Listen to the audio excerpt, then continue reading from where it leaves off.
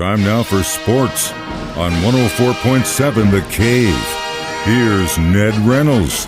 Mike the intern, Ned Reynolds in the studio. Thank God it's Friday. So let's give it up to the Kansas City Chiefs defense and Harrison Butker for that win last night in Kansas City. Other than the fact that the Chiefs won, that game was nowhere near what I thought it was going to be. I figured it to be high scoring in the Chiefs' favor, but I thought they'd put a whole lot more points on the board than 19, and yet they did not.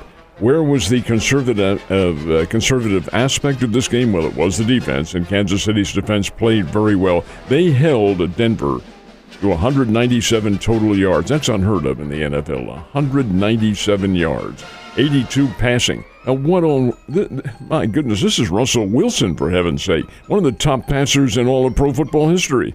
And he completes 82. He only threw the ball 22 times. That's where I'm puzzled, Mike. I don't understand what the concept was in this game other than keep it close. Don't let Kansas City rout you. Well, the Chiefs did have a pretty good offensive attack. When you look at the numbers, Mahomes is 30 for 40. He threw the ball 40 times, 293 yards. But the fact is, he connected really for the most part with Kelsey, and it looked like he was the only target out there. Now, there were others who made catches, of course, but the fact of the matter was there was no scoring. You did have Harrison Butker, and he kicked one, folks, at the end of the first half, at the gun ending the first half, 62 yards. That is a blast. I think he was probably helped a little bit by the wind, but so what? It's 3 points, and it made a difference. The fact could have is made it that, from 70 yards if he wanted to. Yeah, he could have. All It day. could have been. Sorry. But the fact is that Denver just simply could not mount any kind of offensive attack. I really think Denver's a little bit better than this, but hey, they couldn't do it. Kansas City muscled up and stopped them cold at virtually every turn. Now, they did score a touchdown, they being the Broncos, late in the game when Cortland Sutton, who's a very good receiver, made a circus catch in the end zone. But the fact is that Denver couldn't do anything. 19-8 is the final score. The Chiefs win it. That's 16 straight victories for Kansas City over Denver, and they play again in just a couple of weeks. Mm-hmm. This is an odd piece of scheduling, but nonetheless, it is what it is, and that's the way it'll be. What were your thoughts on the game? So I'm glad that the defense stood up. I mean, it was very obvious from the get-go they could not throw the ball against Kansas City, and they were going to let them. And the only thing they could do was get those short burst runs, which that kind of gives you a little concern. But what I was having a conversation with someone about last night at Coyotes was that we are more and more looking like the Kansas City Chiefs defense when we had Schottenheimer as our coach. The only problem when that happened, and we had one of the best defenses in the league, was, we had Elvis Grbac and Steve DeBerg as our quarterbacks. Now we've got Patrick Mahomes as our quarterback, and then we get a defense like that. Watch out, man. And that is the comforting fact when you think about it. But the corollary to that is what's going to happen when the Chiefs get up against a high-scoring team that's going to be able to put points, and that will happen the next time out because the Los Angeles Chargers can score.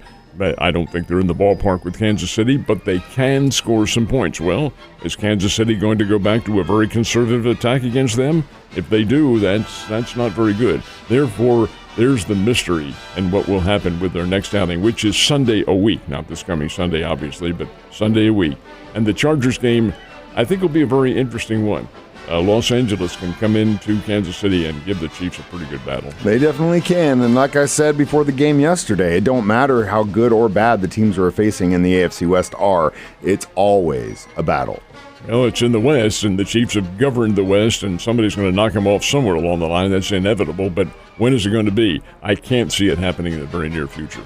So, seems to me that the Phillies and Bryce Harper got the last laugh in that series, didn't they? Well, for this one they did, and last year as well. And this is what bothers me about it. I'm being an old person and dating back to the real old days when the champions played for the World Series and the World Championship.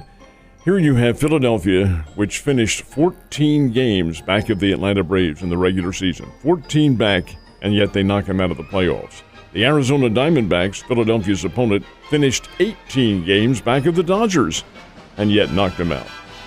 Atlanta had the best record in baseball, 104 victories, and yet they're gone in a playoff series. It just does not resonate positively with me, but it is what it is, to use that common and rather trivial remark. And it's not going to change. That's the way it is. So Philadelphia gets the win in an absolute thriller, 3-1 over the Braves, and they do it thank you to Nick Castellanos. He's a guy, I'm surprised at the number of folks who aren't familiar with him, but Castellanos has been around for a number of years now. He is the first player in big league history to hit or have multi-home run games back-to-back in postseason competition. He had 2 on Wednesday, hit 2 last night, and that was the ball game. 3-1, Philadelphia gets the win. Now, did Atlanta have a chance? Oh, yes, they did. They loaded the bases in the 7th inning, and who comes to bat? The man they want up there, Ronald Acuna, who is probably going to be the most valuable player in baseball, and he did not disappoint. Now, he didn't get a hit, and no runs scored and all that, but he didn't disappoint. He hit one, Mike, to the farthest reaches of Citizens Bank Park. The fans are gasping, oohing and ahhing, and the center fielder, Johan Rojas, made the catch against the wall on the run. Oh, my goodness. No runs, and that was Atlanta's last hurrah. They were retired, not whimpering, certainly. They had people on base, but Philadelphia got out of it. 3-1. It'd be the Phillies and the Diamondbacks now for the right to go to the World Series. I get what you're saying, that it's crazy you have these two teams that are just completely dominating in the regular season, and then they go to the playoffs and they get knocked out. But hey, that happens across the board. Happens in basketball, happens in hockey, and it happened in my fantasy football league last year when I went undefeated until the first game of the playoffs and lost. And so it happens. My whole argument is it's not the equity that you're looking for. Why bother? Why bother playing a regular season? Why win 104 games? Why do your best? Money. When you can, well, that's what it is. It's TV money, of course. And your contract says you will.